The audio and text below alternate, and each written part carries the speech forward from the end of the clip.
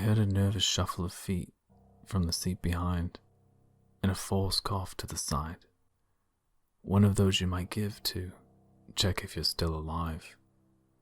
With the cotton hood over my head, I could only guess, but I thought there were about 6 others sat in the back of the van. From the sound of the driver flicking on and off his full beam light with every oncoming car, I figured we were now on country roads. This settled me slightly. A man who considered other road users couldn't possibly hurt me, right? Hey mate, any danger of putting radio on? A muffled male voice from the back of the van yelled. I'm getting bored. The voice chuckled, whilst the driver remained silent, answering only with his accelerator as the engine roared with his mild agitation. We must have been in the van now for over half an hour. That meant we were in deepest Warwickshire, well away from the comfort of my mum's house in Solihull. I became anxious again, my breathing now short and shallow. The cotton hood felt smaller and tighter over my head. I wanted to rip it off and tell the silent driver that he'd made a big mistake. I shouldn't be here. I shouldn't have called the number. But there was this curiosity seated in me, the same curiosity that made me call the number on the card earlier that day. I'd seen it in the window of the job center that very morning. It wasn't anything special. In fact, it was quite the opposite. The adverts surrounding it were so much more noticeable, with their capitalized promise of unlimited commission. This meant working for free. Calling jaded homeowners in the hope they'd buy some needless shit, until that month came when I would grind down some poor old widow with a punishing script of how her not buying a life insurance add-on meant the one she left behind would be left financially devastated, just so I can make my £95, minus tax and an eye. Or there were adverts shouting rhetorical questions through the glass window, demanding to know if I had what it took to be an instrumental part of a growing team, or whether I had what it took to climb the ladder to a 6-figure salary. Something they didn't seem that interested in finding the answer to when they shoved a book of carpet samples and a printed address list of local businesses in my hand. No, this advert was almost hidden. In small lettering, it simply read, "An offer with a difference. No wealth without risk. Call 020-7384-7604. I knew it was probably bullshit, just like the other ads, but there was something intriguing about this one. I called the number and spoke to a softly spoken male who told me to be at the car park at St. Elphege Church at 7:15 that evening. I arrived just after 7, feeling foolish for arriving early to what clearly wasn't a job interview. I chained my bike up and walked across the empty car park, careful not to slip on the carpet of wet leaves. The canopy of trees skulkily hanging over the car park made the autumn evening even darker, making it difficult to see my contact, although I could make out a vehicle in the far corner. At that moment, I felt a tap on my shoulder. It made me jump, and I slipped on the wet leaves. "Sorry, bud, I didn't mean to startle you. I was just wondering if you hear about the job," asked a small blonde man in his early 20s, wearing a bomber jacket that was clearly too big for him. I simply nodded whilst trying to weigh him up. "I'm a bit late. I should have been here at 7. "I'm early. I guess they're trying to stagger the interview? Is that what this is?" I asked, puzzled. "Not sure myself. In fact, I'm not sure why I'm here. It all seems a bit weird to me. They've probably brought us out here to rob us." His smile made it more of a joke than a worry. "Good luck to them if they do. They won't find much on me. That's why I'm bloody here. The vehicle hidden away in the corner of the car park suddenly turned its lights on and flashed at us.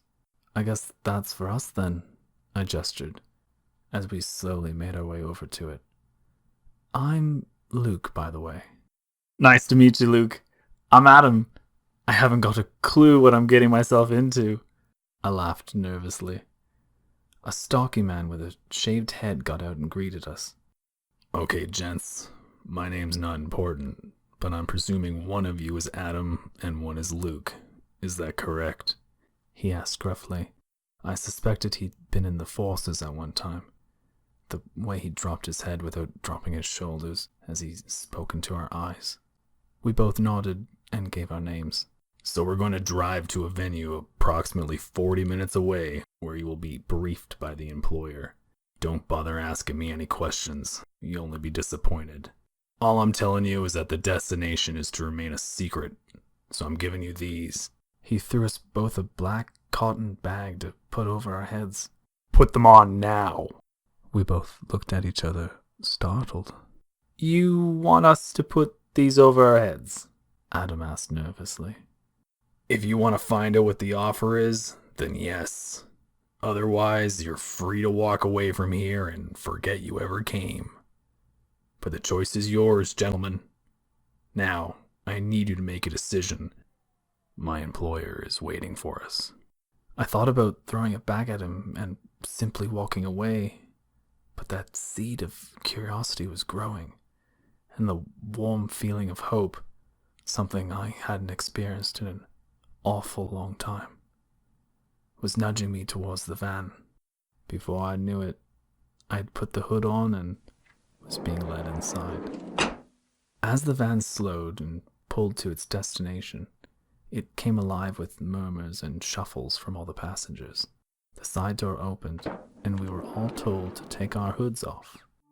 Being nearest the door, I took mine off and climbed out first.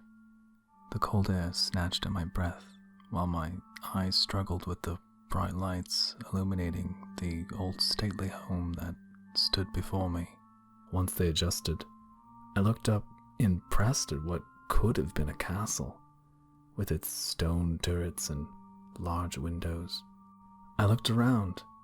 We were in the middle of nowhere, surrounded by acres and acres of fields. I caught a glimpse of my fellow passengers, 7 of them, including myself, as they stumbled off the minivan, all boggle-eyed. Well, fuck me, daddy's home, shouted a pot-bellied man with a hint of a limp. It was met by laughter from the rest of the group. I recognized his voice as the same guy that asked for the radio on in the van. The driver ordered us into a line and asked that we follow him into the house.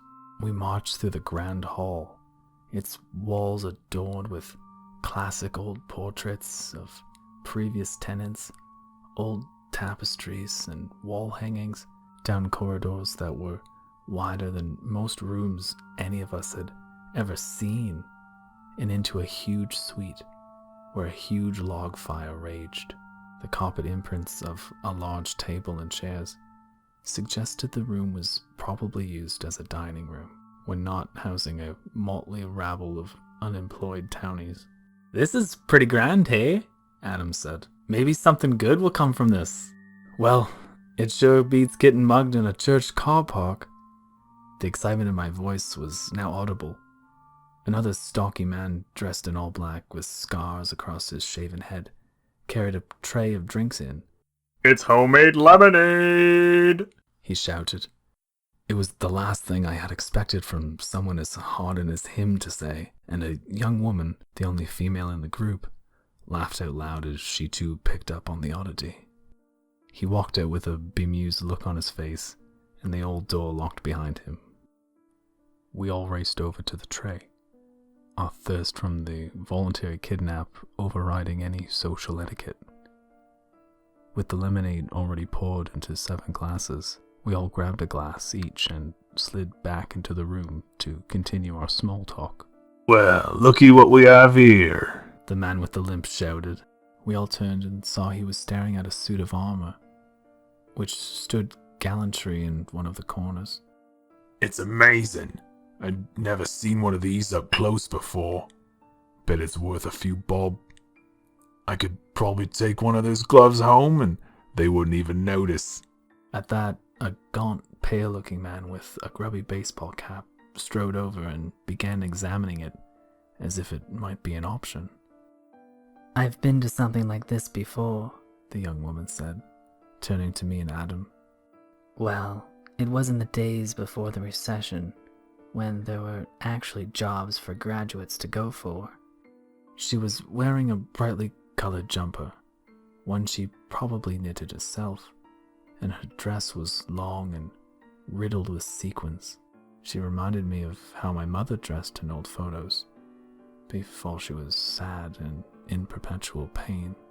A panel set you tasks and then judge your performance. You know, identify your strengths and weaknesses for a certain role. She continued sipping her lemonade. But why at night? And what's with all the secrecy? I quizzed. And what's with the employer? Do you think he owns this place?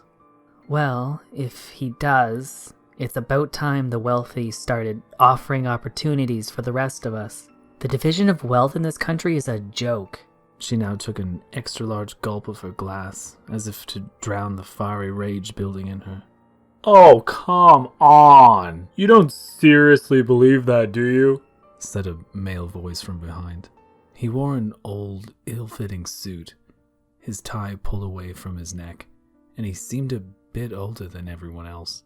I remembered him coming off the minivan earlier, looking particularly jaded. You think you should have a sniff of it? Please, he don't owe us nothing.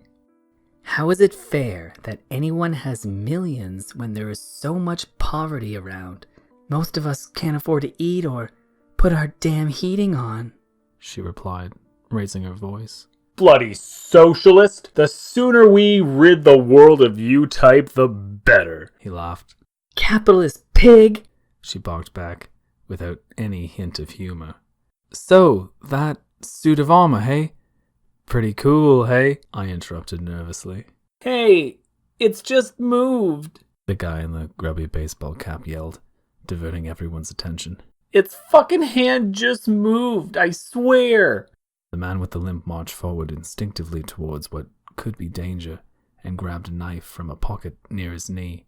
We all crept forward, hovering just behind him. We were suddenly witness to the huge suit lunging forward. There was a collective scream as we all jumped back. Even the man now holding his knife stepped back in shock. The arms of the metal suit rose mechanically and slowly lifted the helmet off. I found myself pressed firmly against one of the walls. As the helmet rose, a narrow face with a sharp, pointed nose appeared, not growling and scarred as I had anticipated. Oh, if only you could see your faces. What a picture! The man in the armor laughed. He stepped forward with remarkable grace. It was obviously not the first time he'd worn one. It's just a little prank I like to pull on new guests, he explained, still laughing. It was good though, wasn't it? He looked at us for affirmation. I nodded in agreement, for fear of offending. He placed the helmet on the small table next to him and began the awkward process of peeling the gauntlets off his hands, as well as the heavy arm plates. What a fine-looking group I have here, he beamed, leaning back as if to take us all in. He managed to get one arm off. Well, who do we have here? He asked, staring at the lad who was still holding his knife threateningly. Don't kill me, sir. I'm not armed. He burst out laughing, showing him the metal arm he'd taken off. Get it? Not armed? He threw his head back as if the laughter had taken control. And what is your name, sir? It's Mulligan. Call me Mully, the man with the knife replied. Well, Mulligan, call me Mully. Good to have someone so alert. Not that you'd do much damage with that little thing, he said, still with remnants of his joke lingering in his voice. This guy is 24 karat crazy, Adam whispered. Well, this is nice, isn't it? He now prized off the leg plates, looking around the group. Ah, there's Socialist Sally. I'm sorry, darling. I overheard your little rant, but you are more than welcome, dear. I don't judge people on their politics. What's your name? The girl squirmed and released a clumsy smile. It's Daisy. Beautiful, he replied. And where's that capitalist pig? Oink, oink, oink. Ah, there you are. All suited. What a sort of fine effort from you. Likewise, sir, you are more than welcome. In fact, that extends to all of you. He was now making headway with taking the breastplates off. So, I may thank you all for coming. I hope you've had a drink, and I guess you're now wondering who I am and what you're all doing here. We nodded enthusiastically, ready for the pantomime to end. He'd now managed to take nearly all the armor off, revealing his tall, yet skinny frame, dressed disappointingly in a plain black polo shirt and blue jeans. My name is, well, you can call me Pat. Obviously, that's not my real name for reasons you will discover.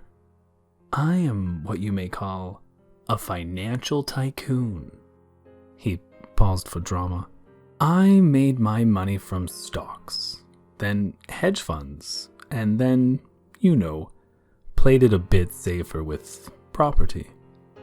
I was a millionaire by the age of 21, and a multi-millionaire by 30. The man in the baseball cap, Mully, and another hard-looking man whose nose looked like it had been broken numerous times, all nodded enthusiastically. Mully even clapped. I'm going to tell you something, though. I had to work damn hard for my money. I made it all myself. I worked 16-hour days for years, so despite what some of you may think, he looked to Daisy, it was well earned. I took risks. I forewent any form of social life or relationship. Now he looks smug, as if proud of his lack of friends. Now, why am I telling you this? Well, because I want to put a financial offer to potentially 3 of you here tonight. An opportunity, if you will, to make an amount of money you could only have dreamt of this time yesterday. You could say I'm giving something back to those who need it. He once again looked at Daisy, who was pleasantly smiling. I know it's a tough climate out there, since the economy turned to shit, with so few opportunities for the unemployed and worthless like yourselves. Did he just call us worthless? And in that respect, it could possibly be interpreted that it's harder for you to make the wealth I achieved. That's not to say impossible. It just means you have to be a little more creative to capture opportunities. If any of you could be bothered, that is. He scrunched his nose as if we now offended him. So what's this offer then? I want to get cracking with it. Mully shouted. Good! That's what I like to hear. I like this boy's spunk.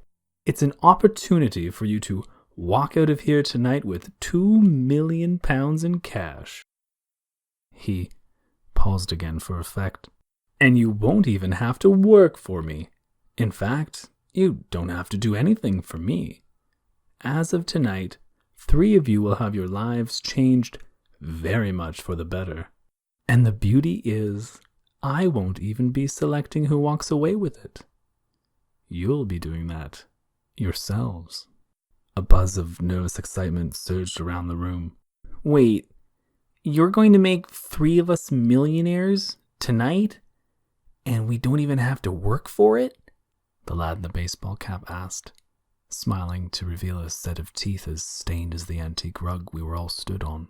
That's correct. And between you, you get to decide who walks away with it, Pat reiterated. His look was warm and welcoming again. This is too good to be true. The lad continued, his smile now as big as the filthy visor on his cap. That's 'cause it's not true. He's winding us up. The man in the ill-fitting suit shouted. On the contrary. Marcus, can you come in and set up, please? The door to the room buzzed open, and a team of staff entered, setting up 3 waist-high tables about 3 meters apart. In the middle of the room, they then placed a suitcase on each. In unison, the staff clicked open the cases, each revealing pile after pile of 50-pound notes. And as quickly as they entered, they left, the door buzzing behind them. There was silence in the room. No one could quite believe what they were seeing. The man in the suit, who looked increasingly frazzled, shuffled over to one of the cases and leaned in as if he was smelling the cash. This is real. This is bloody real. Right, how do we decide? Because by Christ, I think I deserve this. The marks under his eyes seemed to get blacker with his desperation. You'll be put into pairs, and between you, it's as simple as choosing which one of you should walk away with the money, Pat explained. The lad with the grubby cap jumped up and down on the spot in excitement. I'll be having this. This doesn't feel right, I whispered to Adam and Daisy. These things don't just happen. Daisy whispered back. Hey, excuse me. She finally shouted. What do you get? You people always want your returns. Well, of course I do, sweet Daisy. I haven't made my fortune from just giving it away to layabouts, dropouts, and socialists without getting something back. He released an unsettling smile. I get to have my kicks in seeing you decide. Some people spend their wealth on sailing, hunting, or even golf, but I like to spend mine on this. He threw his head back again with laughter. You see, behind the inside panel of those suitcases, you will find a 9mm pistol with 1 bullet in, ready to fire. If you think it's you who should walk away with the 2 million, then simply eliminate your competitor and shoot your partner dead. The room filled with gasps and half-words as they all grappled with his meaning. Is this a joke? You're winding us up. We're being filmed for some web channel, right? Adam shouted. I can assure you, this is as far from a joke as you can possibly imagine. Please, check the case yourself. Mulligan strode over to one of the cases. He was still holding his knife, and so placed it back in his pocket. He felt around the panel and managed to get leverage on one of the sides to prise it free. On doing so, he revealed a handgun. He released it and confidently opened the chamber without hesitation. It's a real Glock 19. And yep, it's loaded and ready. Jesus, this guy likes his weapons. You need to get your head checked, mate. This is insane. What's to stop us from using this bullet on you? The guy in the suit asked as he marched over to the gun. Well, if you're going to shoot the gun, you might as well shoot it at someone who will earn you 2 million. Sorry to break it to you, there's no cash available for shooting me, Pat laughed. This is sick. Daisy screamed. Sick? Pff, please. It's you people who are sick. The lazy, the unimaginative, the risk-averse.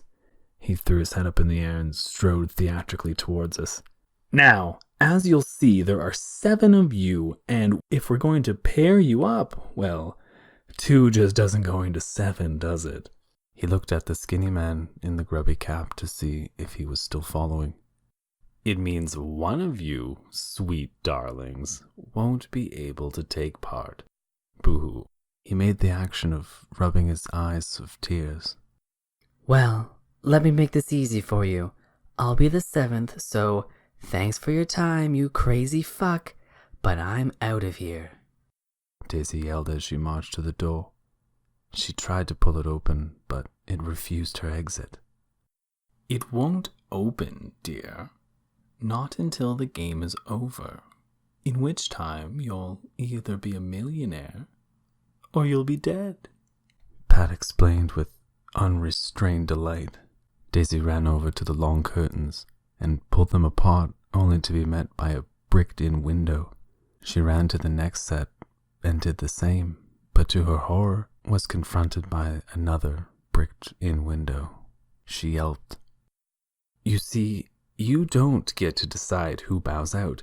In fact, neither do I.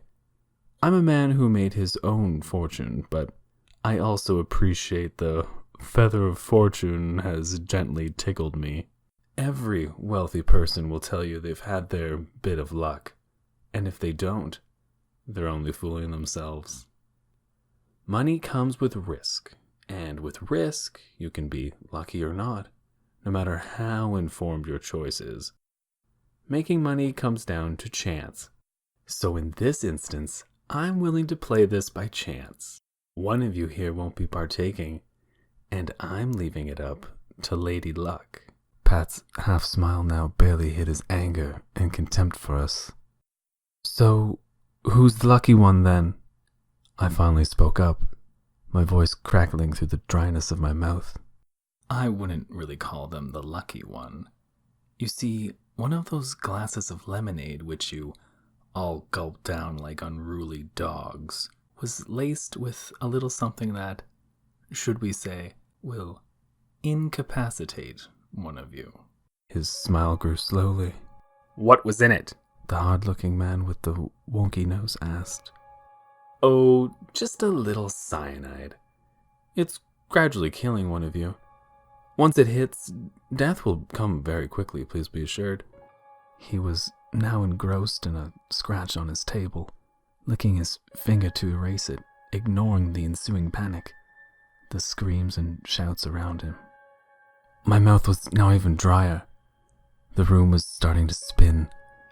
I was going to vomit. I was sure of it. It was me. It was me who had consumed the poison. Or was I just panicking? I wanted to look around to see if others were suffering the same, but my eyes would simply not focus. The room was spinning too fast. This was it. This was how I was to die. Who would look after my bedridden mum? She'd slip into a coma and die in a matter of days without her medication. Just as hysteria was taking over my body, I heard someone violently hyperventilating next to him, and then the sound of a body hitting the floor. It was Adam. His eyes stretched with fear, his mouth gasped for what little air it could, his body convulsing in pain. Adam was dying. He had been poisoned. I managed to compose myself and jumped to his side. "It'll be all right, buddy," I said, now holding his hand. "Just try and breathe deep breaths." I realized how futile my words were, but I was at a loss to know what to say. Adam's body jerked one final time before the lines of fear slowly erased from his face. "Now, let us continue," Pat continued nonchalantly. "You've killed him! You bastard! You're a murderer!" "Don't be so quick to judge. We're about to see what you are," Pat casually replied. "Now, we really must push on. We now have 6, so we can divide evenly. You two will be paired." He pointed at the skinny guy in the cap and the hard-looking guy with the wonky nose. "That's your case with the gun in. If you think it should be yours, then simply shoot your partner dead. You then get to walk out of here with £2 million. They both eyed up the briefcase, which was about 3 steps from either of them. They then stared at each other, as if for an answer. "You two, that's yours." He pointed to Daisy and the guy in the suit. I swallowed for the first time in what must have been ages. My head still filled with the sound of Adam's gasps for air. It now only dawned on me that I was to be partnered with Mulligan, the weapons expert. I didn't even know how to hold a gun, but I had to rebuke myself. It would never come to that. And you two, that's your money, Pat continued, confirming our partnership. You're as stupid as you are mad if you think we're gonna shoot each other, Daisy shouted. Pat simply shrugged his shoulders like an insouciant child. I'm not gonna do this. You can't make us shoot each other. I'm in full agreement with you, my dear, but can you be so sure your capitalist pig feels the same as you? Are you confident that he will stand there and not think about the 2 million and what it would do for his life? In fact, can any of you be sure your partner is thinking the same as you? Maybe they're not thinking of the 2 million that is just a small grasp away.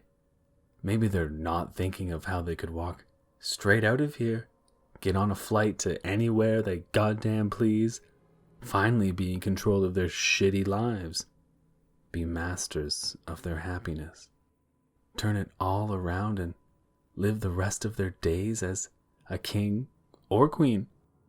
But then, maybe, just maybe, they are. Daisy was shocked into silence. She looked desperately to the guy in the suit in an attempt to read him, his look becoming ever more frazzled and desperate. I had to give Pat his dues.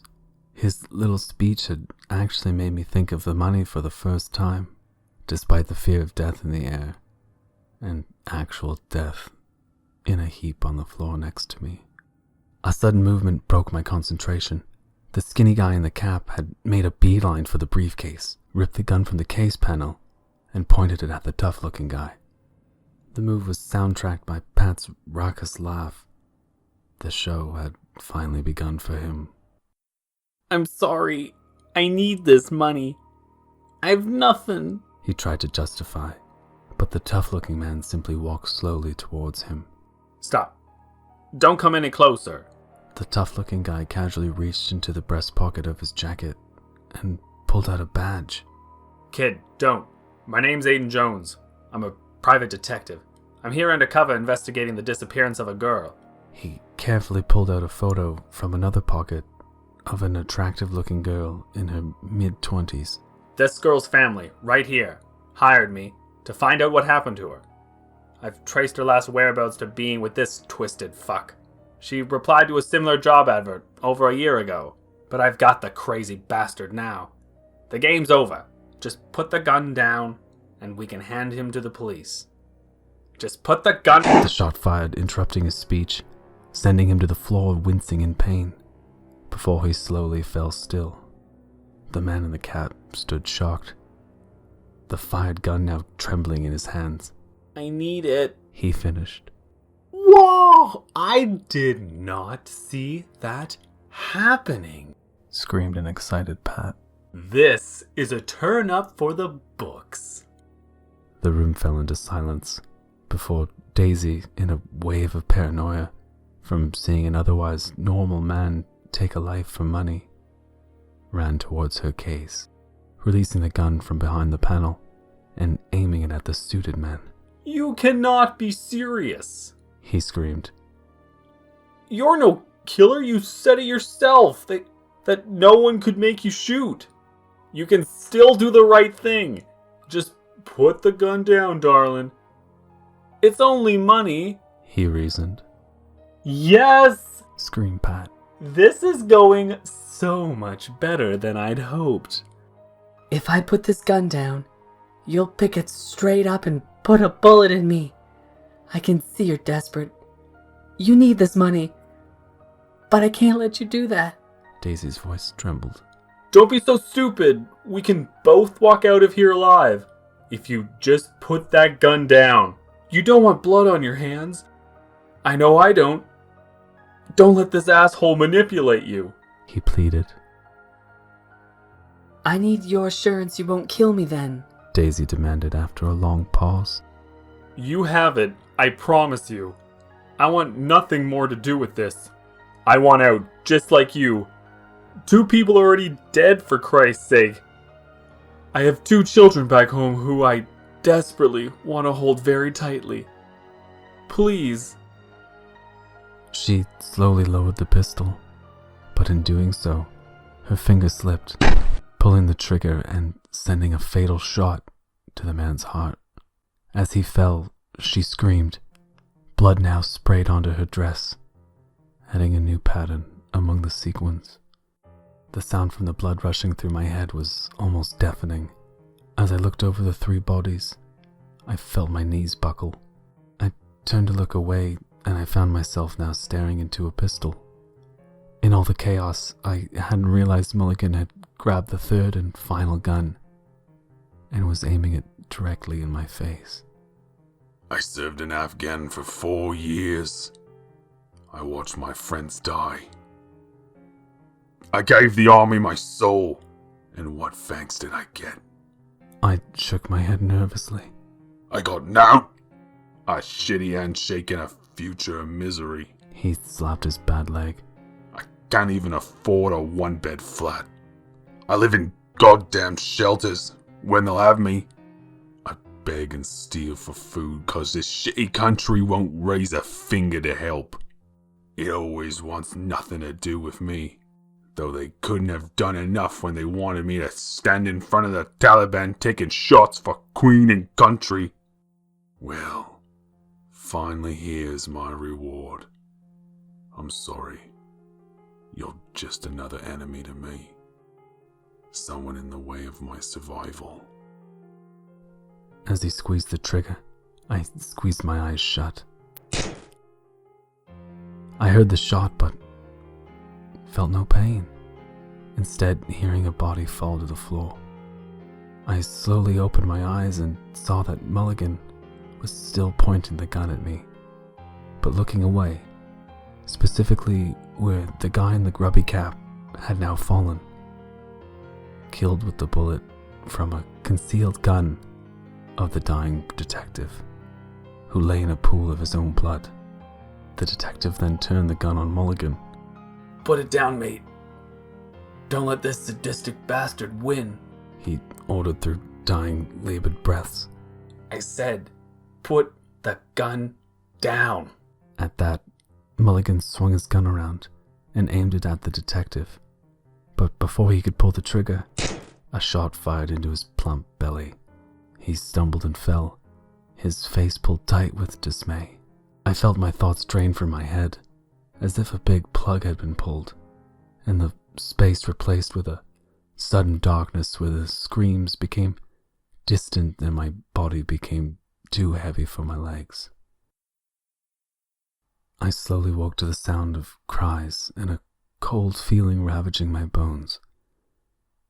I was lying on the wet ground of St. Alphege Church car park with the suitcase of money next to me. Daisy sat on a curb, curled in a ball, tears rolling from her eyes. I slowly rose, picked up the case, unlocked my bicycle, and walked home in the dull, early morning light. The sun blazed down as I carefully negotiated the narrow and crumbling Spanish pavements, whilst pushing my mom in her new wheelchair. They don't make 'em like ours, do they, love? My mother noted. Nah, but we're nearly back at the hotel now, Ma. I'll get you one of those pastries you love. She gave a cheeky smile and stroked my hand lovingly. You're a good lad. I continued to push her, trying my best in the heat to avoid the potholes and sleeping dogs, when I suddenly stopped. We'll probably have to wait for my bones to stop rattling before I eat anything. She laughed. Silence. You okay, Luke? She turned in her chair. I was transfixed by a notice in a shop window. What is it, love? I didn't hear her. I couldn't. The humble-looking placard had sabotaged my senses. I read the note, the only one in English, again and again. An offer with a difference. No wealth without risk. Call 900-125-778. Luke? I'm okay, Ma. It's nothing, I finally replied, as I pushed her down the road. It's just, I thought I saw someone I know.